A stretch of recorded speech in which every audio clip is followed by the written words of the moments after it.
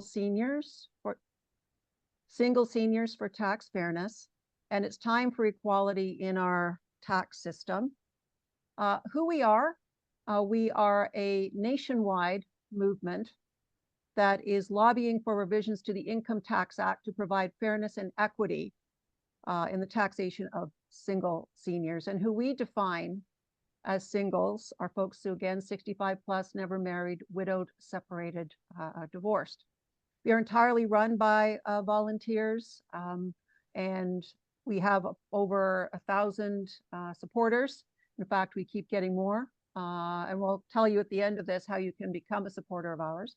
We've met with over 130 MPs from across all the federal parties. We've had 9 petitions now read in the House of Commons by supportive MPs, and if the technology works, at the end I'll show you a very brief video from MP Taylor Bachrach. He's a British Columbia MP who read a petition from our group in the House in November of last year. And we've made recommendations in the as pre-budget submissions. And what I mean by that is every year, the Canadian Federal Finance Committee sends out a notification saying that people can make submissions for ideas of things they would like to see included in the federal budget. And I think last year, they got upwards of over 800 submissions. And out of that, certain select groups are sometimes invited to attend as witnesses in front of the Federal Finance Committee. We have yet to achieve that honor, although we do live in hope. But in November of 2023, the Finance Committee came to Toronto, and they had something called an open mic, where you can basically go and speak for a minute in front of the Finance Committee on issues of concern. So I did have a chance to address the Finance Committee at that time. So we get to as many people as we can. And I just want to make it clear who we are not. We're not financial planners. We're not tax preparers. We do have a very key resource in our group, and I see she's joined tonight, who has extensive experience with Canada Revenue. So, and she has actually put together some of the scenarios that I'll be showing you this evening. We won't be offering any individual financial advice. So if we get to the Q&A and you've got something about your specific case and you want advice on it, we won't be in a position to do that. What I would suggest you do is make note of what you've heard. I mean, we can certainly make this presentation available and, make note of it, and maybe, ask your your tax preparer or maybe financial planner of something that you hear tonight that might be of interest if you just want to confirm. So what are our concerns? And I think, it's, as was said at the top of this, I think it's quite pertinent that we're coming to you in the early part of the year, because everybody, of course, is looking forward to doing their income tax. But the 2 areas that are of concern to us as single seniors, and we've tried to keep our scope, fairly tight. There's probably lots of other things you might have heard of, but we're trying to keep our scope fairly tight to begin with. One of which is pension income splitting. And I'm not sure if any of you are familiar with that. Some of the things I'm talking about, some of you may be quite familiar with. But basically what that is if you have a senior couple, well, and you have one member of that couple who has higher earnings than the other member of the couple, that higher earning member of that couple can allocate up to 50% of certain pension earnings to a lower income spouse. And so what that does is it lowers the tax burden for that couple. And it can also do a couple of other things. It can lower any clawbacks of old age security. So if, say, you had a member of a couple and you had one person who had $100,000 in earnings and their spouse had nothing. Well, in theory, that person who has the 100,000, they would actually have to pay back part of their old age security. I think the cutoff last year was about 90,000 in earnings. So because this person has 100,000, they'd actually have to pay some of it back. But if they take that 100,000 and split it 50-50, so it's 50,000 each member of that couple drops below the clawback level. And so that means each member of a couple doesn't get a clawback of OAS. And in fact, whereas of course a single person can't split income, and they may experience a clawback on the same income. The other one is around some non-refundable tax credits. So we're focused on the ones that that all seniors are eligible for. And so those are things like the personal amount, a non-refundable age amount, and a pension income amount. And we know that there's other tax credits out there, whether it's medical expenses or other charitable donations.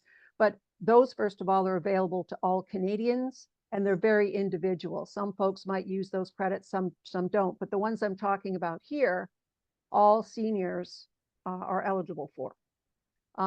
But so in the case of a couple, each member of that couple can claim 3 of those credits, so for a total of 6. Whereas a single person, of course, can only claim 3 of those credits.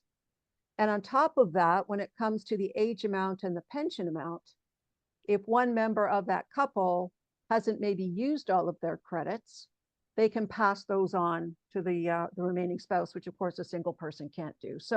And I'll show you a very specific scenario, so it'll become a little clearer. And then another area of concern that we have is around RSPs and RIFs. So in the event of a couple, if one person in that couple dies, then they can pass those assets to their remaining spouse tax-free. But of course, a single person can't do that. So in the death of a single senior, they may find that their assets are taxed maybe as high as 50% in year of death. And so that's a pretty significant tax hit. And we know that RSPs are a tax deferral mechanism. You still eventually have to pay some tax. The government wants its money at some point. But what we're saying is, are there ways to maybe lessen that tax hit and on the death of a single senior? So, we put all this together in one of those budget submissions that I mentioned. And I just want to be clear that while we're pointing these things out as being unfair to single seniors who can't do some of these things, we want to make it clear that our group is not advocating at all that any benefits change for married or common law seniors. What our group is advocating for is saying, hey, federal government, can you make things fairer for singles? Okay, so I just want to state that up front. So we have made some recommendations, and some of these may become a little clearer once I show you an example. But our first recommendation is to introduce some form of tax provision to compensate single seniors for the reduction in taxes that couples can experience that singles can't. That the government implement a new single senior non-refundable tax credit equal to maybe about half of the personal amount. That our third one is the government increase the pension income amount from $2,000 to $3,000 for single seniors. That the government increase the income clawback thresholds for old age security and the age amount for single folks. Because as I said to you, the fact that couples can take advantage of pension income splitting, and they each can split their income such that they drop below the thresholds, then couples are able to take more advantage of those things on the same income as single folks can. And then the last recommendation, as I mentioned to you, is around the RSP and RIF. So what we're recommending is that the tax treatment of the registered plans on the death of a senior be amended to allow a tax-referred rollover, first of all, to a beneficiary of choice. And part of that, I think, is to recognize that households in Canada are changing. We, for example, have had some supporters who are siblings, 2 sisters, living together. They could be living together for years. They look after each other. They, do a lot of the things that spouses would do in terms of care, but because they're siblings, they can't take advantage of any, tax-free rollover of RSP RIF assets, or you might have two good friends who are living together. One of our supporters is a group called Senior Women Living Alone. And so the idea is that group basically encourages, finds opportunities for senior women to live together more as roommates to help share costs, etc. But in those environments, those folks are not eligible to sort of get those RSP RIF assets tax-free. And so the other part of that is that rather than saying you have to tax all of the assets of a single senior in year of death, maybe that those proceeds kind of get paid out over 10 years, and then correspondingly the tax is taken off over 10 years. And so really the goal is try to lessen that tax burden in year of death. And then, if that beneficiary of choice dies within that 10-year period, then the remainder would be fully taxable. So it's I think a different way of trying to lower the significant tax burden that is experienced when a single senior dies and they've got RIF or RSP assets.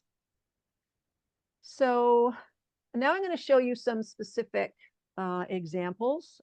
So they're just a couple of scenarios, I think, to make things clearer. We're going to highlight, as I mentioned, the disparities that are coming from pension income splitting, what that does in terms of the clawbacks of age amounts and the repayment of old age security. As I talked about, you have couples who can basically double certain tax credits where single people can't, and what that looks like. And then, the fact that couples can transfer unused portions of certain credits to their remaining spouse.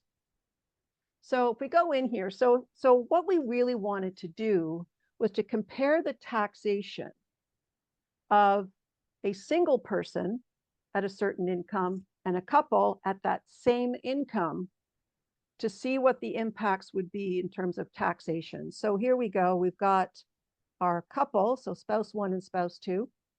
In our example, we have the single person over here. In our example, we're assuming everyone gets old age security. We're assuming that everyone is getting CPP. Then here, we're assuming that this couple is getting maybe about $16,000 from another source. Okay, it could be an RSP or another pension, which they are able to split. The single person also has another roughly $33,000. Our goal in trying to come up with these numbers was to try to get these end numbers to be the same. So the single person has maybe roughly $33,000 coming from another source. And even though this single person has this $33,000 coming from another source, we have to remember that a single person is not getting the additional OAS and CPP that a couple does. And then coming down here, we get into the credits that I talked about, the three credits: personal amount, pension amount, non-refundable age amount. So spouse one claims all three. They get about roughly $24,000 in credits. Spouse two gets another $24,000 in credits. So they get a total of $48,000 in credits on 50.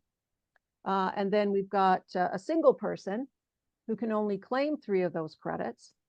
And so you think, well, and they're able to claim about 22. Now you may say, but Elizabeth, isn't a single person, aren't they half of a couple? So why is a single person only able to claim roughly 22,000 in credits, where if I were a part of a spouse or a couple, I could be 24,000? That's because already a single person is starting to experience a clawback of one of those credits, the age amount, which of course a couple isn't, because they've been able to split their income and drop below the clawback levels. So by the time this sort of all works its way through, we find that on 50,000 in income, right, 50,000, a couple might pay roughly $1,100 in tax. A single person might pay roughly $6,500 in tax. That's a 5.5 time tax differential. And where we hear from a lot of people is when you have a couple and one member of that couple passes away, and we hear from the widow or the widower. And this comes as a real shock to a lot of people, because not only are they finding that their taxes are going up, they may find that one of these little credits they can't take advantage of to the same degree. So they're more highly taxed. But a lot of folks, of course, want to stay maybe in the same house they've lived in. The expenses that they will experience as a single person, the non-discretionary, aren't going to be any different than what a couple experiences. Okay. So if you look at mortgage, rent, property taxes, condo fees, the Toronto City of Toronto is meeting today to potentially pass a 6.5% property tax increase over the 9.5% they did last year. It doesn't really matter if you're married or single, you have to pay the same amounts. And so this is sort of another one of our concerns. And, you know, one of the things I think we would really like to know, and we keep pressing MPs on, is that we really need to start asking, why is there this discrepancy? And, you know, towards the end, I can share with you some of the comments that we've had back from MPs. But this is basically, you know, what it is that we're kind of arguing against. And we did another chart, which has become one of our favorites, actually, but where we sort of did look at different income levels, and we looked at the differences in taxation. And we also looked at the, you know, that singles pay versus couples. And so we look at, you know, 30,000. Well, a couple may pay no tax. A single person may pay roughly 1755. This column here is looking at the difference. 40,000, a couple may pay nothing. A single person may pay roughly 4,000, so that's 10% in taxes. We already talked about the $50,000 example, so that a single person is paying roughly $5,000 more a year in tax, and also getting a bigger clawback of one of those credits, which is the age amount. Even at 40,000, a single person is going to have to start losing a bit of that tax credit. At 70,000, we have a spouse, the couple might pay 5,000, a single person might pay 13 for a difference of 7,500. At 100,000, a couple may pay roughly 13,000 in tax, and a single person may pay 25,000. That's 25%. And so not only is there a sizable tax break at this level, okay, the single person is completely lost the age amount tax credit. At 100,000, the couple might start to experience a bit of a drop in their age amount. At 100,000, a single person has to start paying back old age security, but a couple doesn't. And the cutoff for OAS payback last year, I said was about 90,000. What that means is, in theory, is that you could have a couple of $180,000 family income. If they split that income 90 each, in theory, at 180,000, each member of that couple could, in theory, keep their full old age security. And the other thing too is that we sometimes hear, when we talk to MPs, it's, well, we've got the dental plan, and we've got things like pharmacare. Any government policy or program that doesn't get at the underlying causes of some of these tax discrepancies really won't fix the issue. So dental care is great. I'm not saying it's not a good program. What I'm saying is it won't fix the issues we're discussing. And so if you look at the family income cutoff for free care is $70,000. Okay, well, all these folks here, right, are all eligible for free dental care. Okay, so the couple could sign up, the single person signs up, that's great. They're getting free care, and I'm glad to hear it. You still are going to have a tax problem. That won't get rid of some of these tax discrepancies that we're seeing here. So, so again, it's you know, we're trying to still get the government's attention on this as best we can. And so, you know, and again, something else we've heard from MPs, well, you know, it makes sense, as I said earlier, it kind of makes sense that single people have to pay more tax, because a couple, well, you have to pay for two people. As we've already said, what does that mean? So if you look at things like mortgage, rent, property taxes, utilities, home repairs, my condo fees, they went up $100 a month because we had to do fairly major maintenance in my condo building. We had to rip out water pipes and replace them.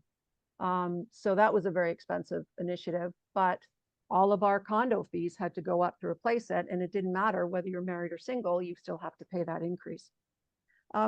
Also, in terms of caregiving. We have found a survey that says that about 96% of Canadians would do just about anything they can to avoid going into long-term care. Now, this is obviously coming on the heels of COVID. We saw the horrors of COVID. But what that means is, that a lot of folks, they want to age at home.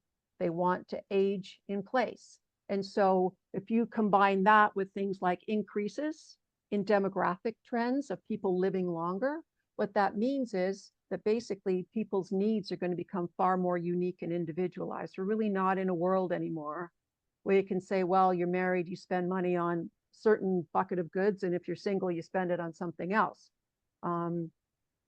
We don't know. We can't really make that assessment anymore.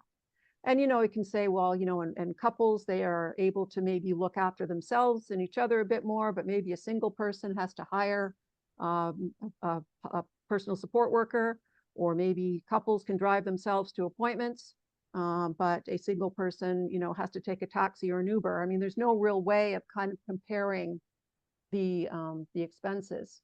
So, and we also don't know who seniors have in their lives. I read there was a study published, I think it was by the Royal Bank not that long ago, that said over 50% of seniors are dipping into their personal savings to assist children and grandchildren. Well, that could be folks who are married in common law, but it also could be folks who are widowed, separated, divorced, or never married. We hear stories all the time of, seniors who've had kids move back in. Our society is changing. And what I think I would say is that I don't think our current tax policies really take into account changes in demographics, even changes in cultural practices where kids may not leave home as early as certainly I did when I was a kid. Changes in increases in life expectancy, changes in attitudes towards marriage and divorce, and women's increased participation in the workplace. So I think there's been a lot of shifts in our society, which I don't think current policies necessarily reflect. So this is discussing more about our RSP and RIF issues. It goes into it into a bit more detail. So we've already said when spouse one of a couple dies, the value of those folks' assets can be transferred to a surviving spouse on a tax deferred basis, so they can initially get it tax-free. And again, as we've said, with a single senior, those plans values can't be transferred or rolled over to a beneficiary of choice, and we're looking to change that. And now, a little piece of good news that I would say here is I mentioned that we have done submissions to the federal government to try to get some of those recommendations that I included to be part of the federal budget. And about as close as we've come at this point, there was, I don't know if you're familiar, but the Federal Finance Committee, what they do is they sort of assess all the national needs, and they come up with a report at the end of every tax preparation cycle. And there was a report published in March of 2023 from the Finance Committee responding to the challenges of our time. And it said, and I'll read it to you, Recommendation 115, this is one of our favorite recommendations, examine the financial support measures available to seniors to ensure equitable treatment between single seniors and senior couples, including by considering the potential benefit of a non-refundable tax credit for single seniors and a higher threshold for the clawback of old age security benefits in single seniors. So we've some of our recommendations have gone a bit farther than this. But I think, the fact that one of our recommendations made it into a Finance Committee report, the Finance Committee is made up of at least members of 4 out of the 5 major parties, doesn't include any Greens. But the fact that it's made it up to that level and has been discussed, I think is a good thing. Now, the good news is this was included in the 2023 report. The bad news is we didn't have anything included in the 2024 report. And that didn't necessarily come as a huge surprise. I think the signals already were that the 2024 federal budget was going to be focused on a lot of things like, support for youth and younger generations. And trust me, I understand that.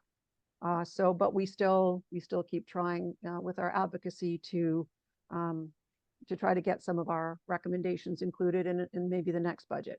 And of course, the challenge of 2025 with what's going on in Ottawa at the moment, we're not entirely sure if and when a budget will actually be released. So hopefully we live in hope that it will be included in an upcoming budget.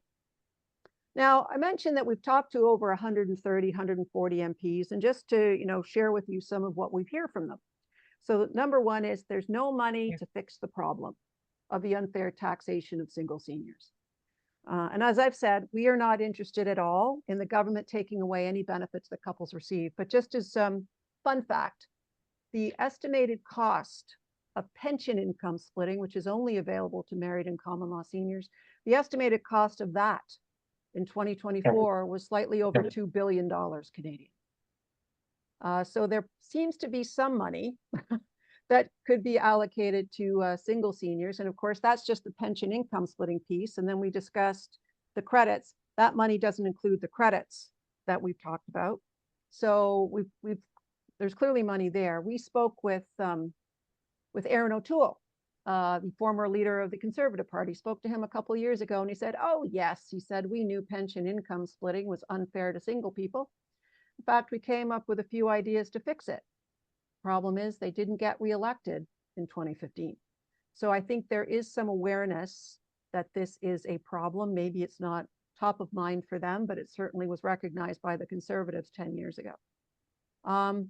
Then the common view among several MPs is that a couple's money needs to pay for two people. And as I've said to you, when you look at things like non-discretionary expenses, there really is no difference. And maybe, we throw it open to the Q&A. Some of you folks may have situations where you're living alone and you're finding that your expenses really aren't that much different from what a couple pays. Another person said, make me the argument about food. This was another MP. And I want to, if we go back to this chart, where we're showing all of the extra taxes that a single person pays. So what you're telling me, sir, is that a couple needs a $700 tax break because they spend $700 a year, $1,700 or more a year on food, that at $40,000, a couple needs a $4,000 tax break because they spend $4,000 more a year on food, right up to $100,000. You mean to tell me that a couple at $100,000 needs a $12,000 tax break because they're spending $12,000 more a year on food? And the other thing I guess I want to highlight too is that the folks we're talking about here are not eligible for any guaranteed income supplement. Okay, the cutoff for last year was around 22,000. Well, the example that we're using, if we're using 30,000, folks here are not eligible for GS. So that sort of shoots a hole in that one MP's argument. Another MP said, how do we explain to young people that we want to spend more money on seniors? And the argument I would make there is we as single seniors, we're not saying we don't want to pay tax. We're saying we'd like to be taxed fairly. So and none of our supporters have ever said we don't want to pay any taxes. And then another one was talking about, if we give more money to singles, do we then need to be concerned about inflationary pressures? I guess, again, my answer to that is that the government is currently now spending billions of dollars just on married and common law. They're basically saying, putting money back into those people's pockets. Anytime the government spends money on anything, it's going to create an inflationary pressure. So, we can't say, well, to help single folks will cause inflationary pressure. Meanwhile, billions of dollars are being spent on married and common law, and we don't seem to be too worried about it there. So, but those are some fairly consistent arguments that we've heard from MPs. And I just wanted to sort of indicate that we do have support from other groups. So we're talking to you guys tonight. We have done presentations to other groups. And if any of you out there would like us to come speak to any other groups you're involved in, certainly by all means, you can reach out. So we do have support from folks like the National Pensioners Association. I mentioned single women living together. And these are their written statements that they've provided to us. CanAge, of course, is a fairly well-known seniors organization here in Canada. And then the Vancouver Municipal and Regional Retirees Association. And the last one is one that Mina mentioned at the top of the call, the Municipal Retirees Organization of Ontario. And then what I'd like to sort of show you, if technology will let me, I mentioned at the top of the call that we've had a petition read in the House of Commons. So let's see if through the magic of video, let's just see if we can see it. Oh, there we go. Make it.